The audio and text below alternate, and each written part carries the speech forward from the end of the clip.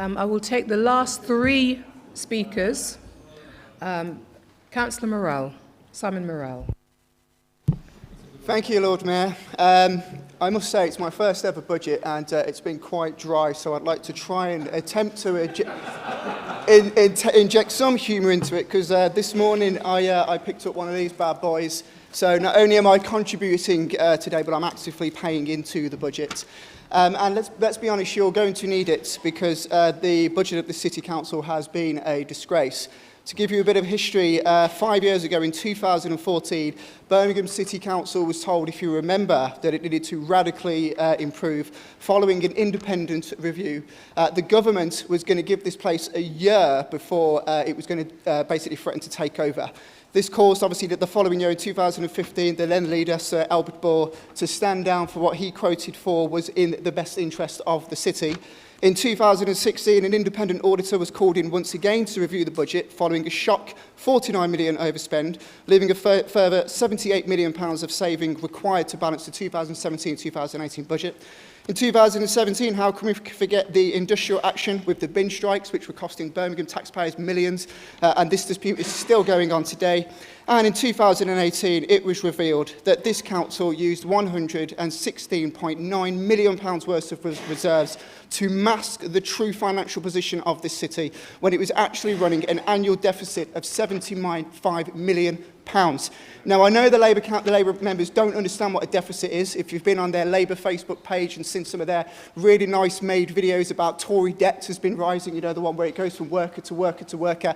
I actually told some of my constituents to watch that after I explained to them what the deficit was, because debt is a byproduct of a deficit, and until we get the deficit down, of course, debt's going to continue to rise. So I just wanted to clarify that point. At one point, Birmingham City Council's emergency savings fund dropped to £72.2 million, leading to the council having to refinance and restructure its debt repayments. This provoked a rare warning from auditors to issue a second Section 24 notice, which is a severe warning for any, basically for financial mismanagement. The only council in history to ever have two Section 24 notices.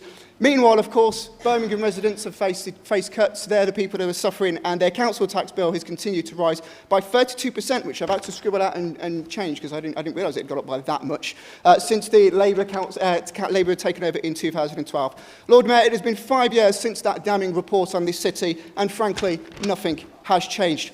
Now, rather than take any accountability for their failings, Labour will continue to blame their shortcomings on changes to national grants. This is an invalid argument. I would argue, myself, 3 reasons. 1, other cities have been in exactly the same position as Birmingham. They have taken responsibility and the opportunity to radically transform the way their city works for the benefit of their citizens, and haven't fallen into such disrepute as this council.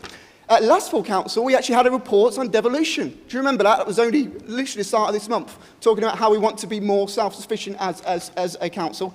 And finally, it is your budget that you set every single year, and every year you overspend it. Now, to give you an analogy, that's like me earning £30,000. I spend £35,000. The bailiff comes to knock my door, and I say, well, sorry, bailiff, I can't pay you because my boss didn't pay me £40,000. Now, we all know Birmingham City Council knows about bailiffs, because you actually had one knock on your door, didn't you, in December of 2017. Lord Mayor, the first rule of economics is that resources are finite, but desires are infinite. Every single last one of us has to make, yes, that's right, Alex Atkin, that's the first rule of economics. It's based on scarcity. Every single person, every one of us in this room has to make trade-offs about the resources that we use. Everyone, from the doctor to the cleaner, and yes, Councillor Ollie Armstrong, to the single mother, because I was actually raised by a single mother, and it was being brought up in a poor background that taught me how to be thrifty, that actually kind of made me a Tory, actually, if you think about it in the long run. Why is it okay for normal people?